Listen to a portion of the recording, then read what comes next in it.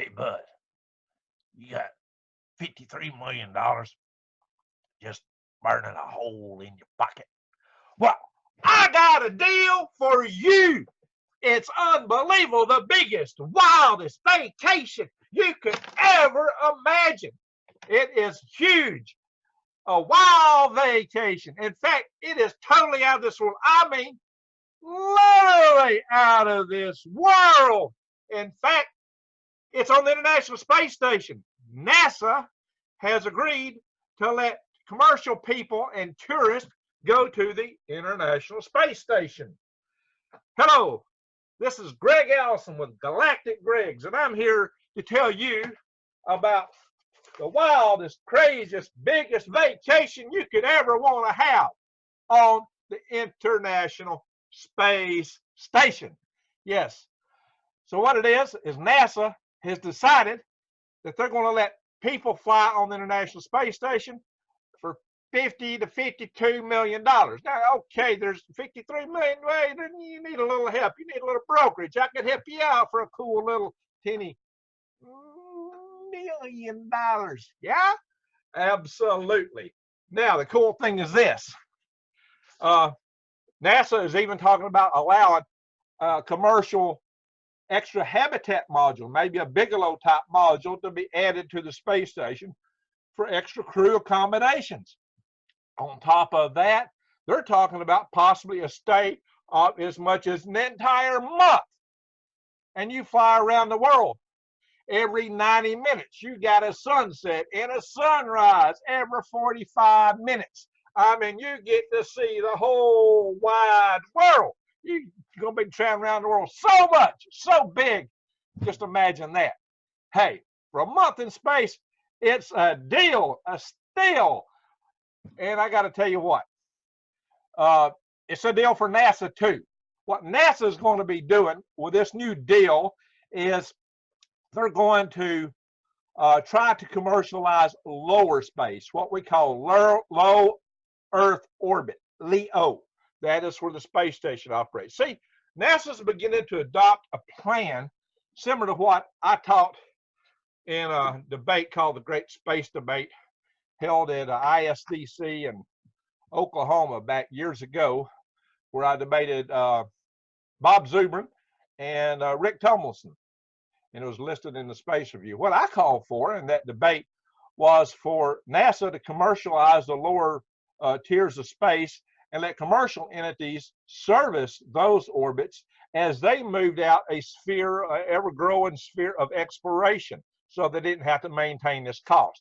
Well, back in those days, NASA had no interest in that because they were trying to hold on to what they had. And you know, the guys that had programs, they didn't want to give it up because, you know, that was their power base. They weren't going to go out for the exploration. But when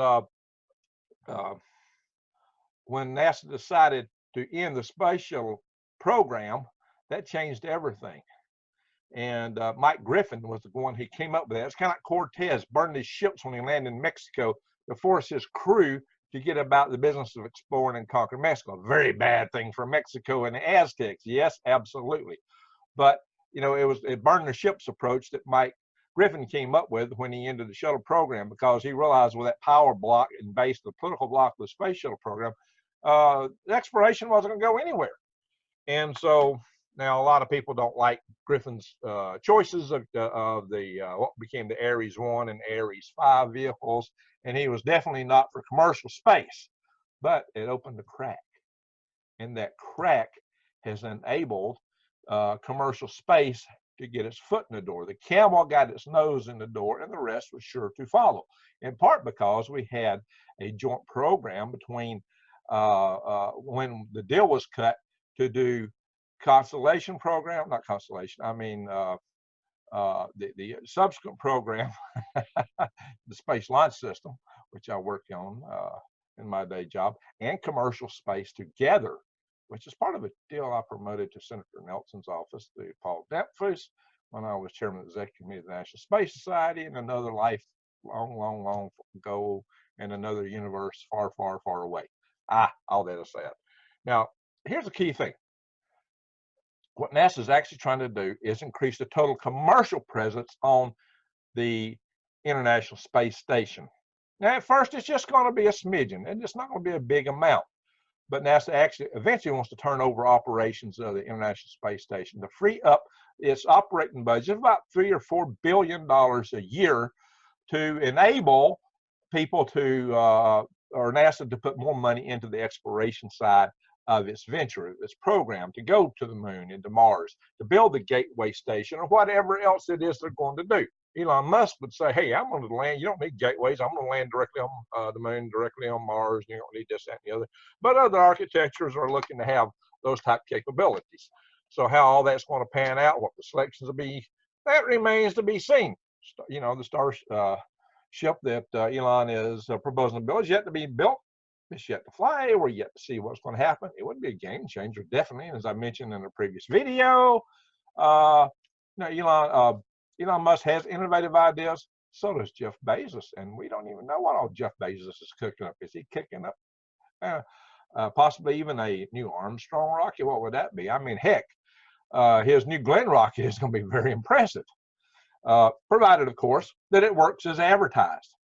And of course, we must do that for all these boosters, including SLS. So we've got a new space race. You can see my video on that. We got a new space race coming, a lot of new opportunities, but they include commercial space, commercial astronauts on ISS, and yes, space tourists. Now, the funny thing is, NASA would not allow space tourism before. No. That was disallowed. In fact, NASA would not allow anything that was commercial on ISS. Anything on ISS had to prove its weight by being scientific or technological or educational in value. If it didn't fit these categories, if it was commercial, it was a no-go, no-go. In fact, the Russians were totally open to commercializing space, and NASA was totally against it. So the Russians, when Americans were still sending crew on the shuttle, the Russians started selling a spare seat on the Soyuz to space tourists. And one of those space tourists was Mr. Garriott. In fact, Richard Garriott was the son of Owen Garriott. We had a father-son team that flew to space. Owen Garriott flew on Skylab 3 and on the Space Shuttle's Space Lab mission, the first Space Lab mission, which was STS-9. And so Owen Garriott was an American scientist who flew as a NASA astronaut both in the Apollo program and in the shuttle program. Pretty amazing feat to fly on these two divergent platforms. John Young did that. John Young walked on the moon and was commander of STS-1. Amazing. But Richard Garriott was a commercial astronaut who flew on the Russian Soyuz booster, and NASA at first was not going to allow Richard Garriott to go into the NASA side of the International Space Station. They were going to restrict him to the Russian side. But it was up to the commander of the space station actually to decide who did or didn't have access. And they did allow Richard Garriott free access within the space station. Thankfully, they allowed that. And unfortunately, Owen Garriott, who lived here in Huntsville, Alabama, just passed away on April the 15th of this year. Great man. I have a lot of respect for him. I've got to meet him and Richard together a couple times. And Richard don't live in Huntsville, but his dad did. And I'd sometimes even just see him in a grocery store, and people would be funny, wouldn't even recognize who he was. So that was awesome. But so that's it. The Russians will probably, once our commercial crew capabilities come back online with the SpaceX Dragon, which I got a video on that, Dragon clutches space station, and the Boeing CST-100 Starliner. And as things like this come online, American space crew and American commercial astronauts will be flying on board this. And NASA's talking about having 2 positions per year for commercial astronauts or perhaps tourists to fly to space on American assets. However, that's going to free up the seats of the Soviet side once again, because we're not going to be flying on the Soviet boosters. And you can bet the Russians will probably once again start selling seats to space. And their seat price was lower than that of the United States. Like maybe just $10 million. Hey, I might catch you a better deal. And I have been to Moscow, and I have met with Rock Cosmos and been to Inky in Moscow. So, you know, if you want a deal, come see me. We talk, you know, for a cool $1 million, I can broker a deal for you. Of course, I talk in jest, or do I?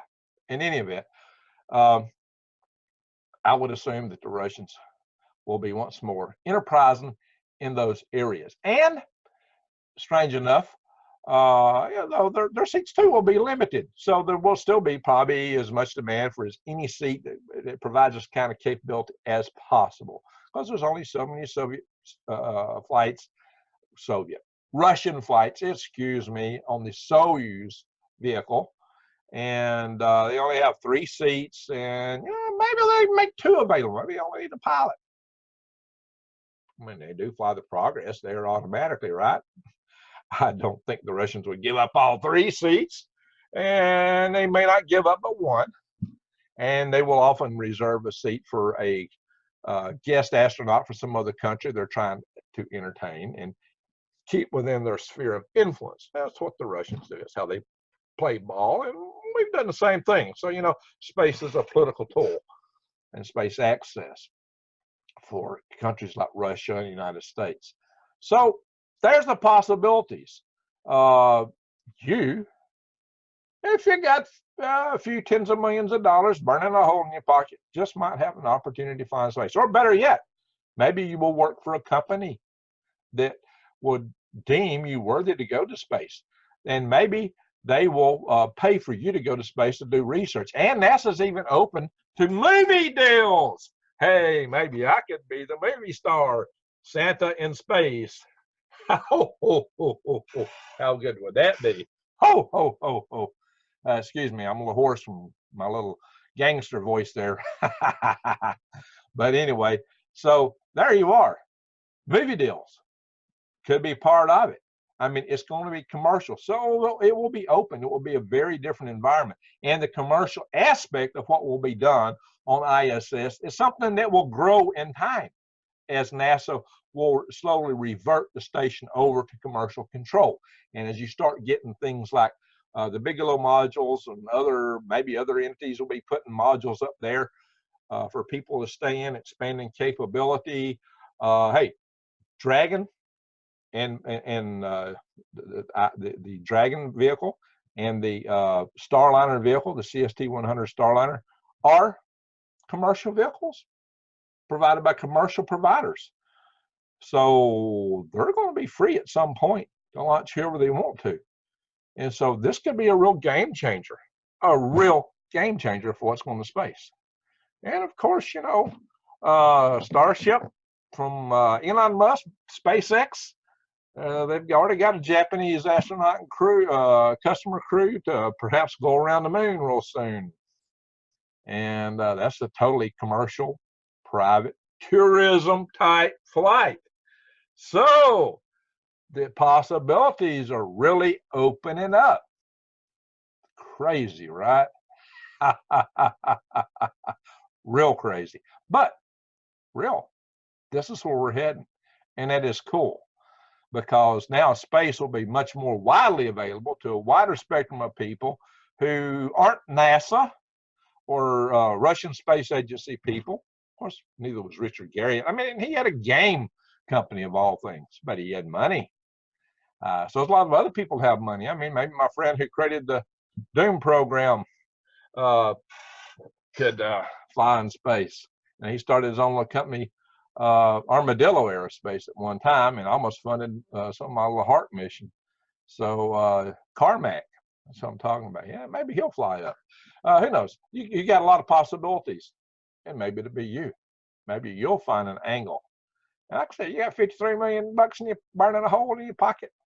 It may only cost $50 million or even less if you fly with the Russians. And so, hey, things could happen. It could make things happen. And Starship, excuse me, of the SpaceX company could fly a lot of people. That could be interesting. Of course, they want to go to Mars eventually. So stay tuned. The possibilities are opening beyond belief. And we are in a new era. And in the meantime, if all these things don't pan out, hey, a guy I once hired to be when I was chairman of the executive committee of the National Space Society, I hired a guy to be our executive director, and his name was George Whitesides. And today he's the CEO of Virgin Galactic. Yeah, I like Galactic. I'm Galactic Greggs. Of course I like Galactic. And I know this guy, and guess what? He is selling seats with Virgin Galactic for you to take a suborbital flight in a space plane that was a derivation of the Spaceship One, which won the X Prize. And I also participated in the X Prize and played a big hand in developing the hybrid rocket, air-launched hybrid rocket type motor technology that they use. So, hey, you want to fly that? You know, maybe just a couple $100,000, maybe $250,000 could get you a seat. And if you don't have $250,000, that's okay. If you only got $100,000 burning on your pocket, hey, maybe we can hook you to a balloon. You know, I did fly balloons. So the possibilities are endless. They're opening up. Things are going to be happening. And you know, maybe, okay, maybe you're just going to be a cheerleader. Maybe you don't have $53 million burning a hole in your pocket just yet. But guess what? You could be a part of and witness to seeing the humanity role in space evolve and get bigger. So think about what you could do in a commercial aspect. Think about how you could support space. I'm president of the local chapter of the National Space Society, HAL5, which I was a founding president of in 1983. So you can get involved in grassroots organizations to promote space. There are many of them today. There's Mars Society and other Mars organizations, Space Frontier Foundation. We have conferences all over the country, and and there's other little private space entities springing up.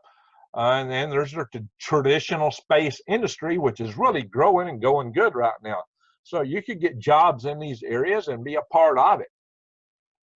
And so, or even in the support industry. And you don't necessarily have to be an engineer. Hey, look at my recent space art rocket tree video. There may be a lot of room for artists in some of this, because artists have the unique capability to project the experience of space, the interpretation of space, and project this to our world, to our people. And one of the cool things about space flight and more people flying in space is something that was cited by Frank White called the overview effect. Because when you're in space, you don't see borders below. So this whole idea that we're all fighting each other over all these different countries, all these, you know, you look on the map, they're all different colors and they got big borders. Well, you don't see that. And you look down and you think, wow, this is one precious little world, especially if you're out at the moon.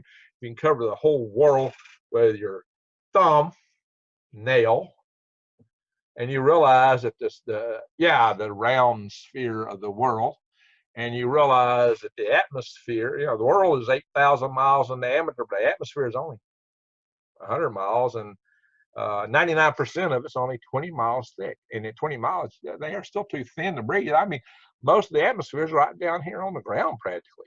They don't go very high. I mean, how high can you breathe without oxygen assistance? You know, you might need oxygen just to go to the top of the Himalayas, Mount Everest. So, hey, I got my head a little buzzy just getting up in the Rockies, you know, at 9,000 feet.